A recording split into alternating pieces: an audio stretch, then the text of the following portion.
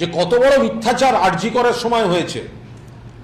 যে আরজি করে যখন কোনো ভয়ঙ্কর ঘটনাটি ঘটল, অভয়ার মৃত্যু, তারপরেই একটি সংগঠনের তরফে কিন্তু মুখ্যমন্ত্রীর কাছে চিঠি যায় ক্ষতিপূরণ দিতে হবে, এবং মাননীয় মুখ্যমন্ত্রী, তৎকালীন মুখ্যমন্ত্রী, তিনি কিন্তু সরকারি গাইডলাইন মেনে যে এই ধরনের ক্ষেত্রে, দেখুন, মৃত্যু টাকা দিয়ে ক্ষতিপূরণ হয় না, কিন্তু সরকারের খাতায় বিভিন্ন ধরনের মৃত্যু এবং আহতের ক্ষতিপূরণের নিয়ম এবং রীতি আছে, এবং সেটা একটা কাঠামো করা আছে, সারা ভারতবর্ষে সেই কাঠামোটা চালু আছে।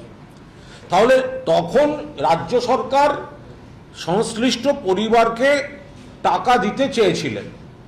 তখন বলা হয়েছিল মুখ বন্ধ, অমুক তমুক, কেন টাকা দেবেন, টাকা নেব না, কত কি। তাহলে এখনো তো নতুন সরকার টাকা দিচ্ছেন, তাহলে এখন তো সেই ব্যক্তির সেই সব কথাবার্তাগুলো শোনা যাচ্ছে না।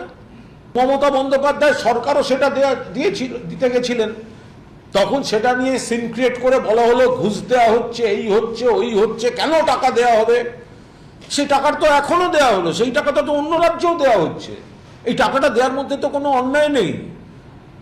এখন সরকার তার বিধিবদ্ধ নিয়মে কোনো একটি ক্ষতিগ্রস্ত পরিবারকে সরকার টাকা দিচ্ছেন, আমরা সেটাই বলতে চাইছি।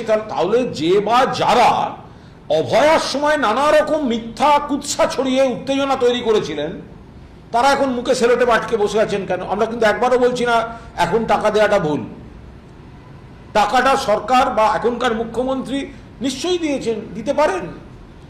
একই কাজ আগের মুখ্যমন্ত্রী করেছিলেন, তখন সেটা নিয়ে কিন্তু নাটক করা হয়েছিল, নেব না, ঘুষ দিতে আসছে, কত বড় বড় কথা। কিসের ঘুষ, কেন ঘুষ? সরকারি নিয়মে রয়েছে এটা, এবং সেটা পুলিশ প্রশাসনকেই গিয়ে বলতে হয়, দিতে হয়, অফার করতে হয়।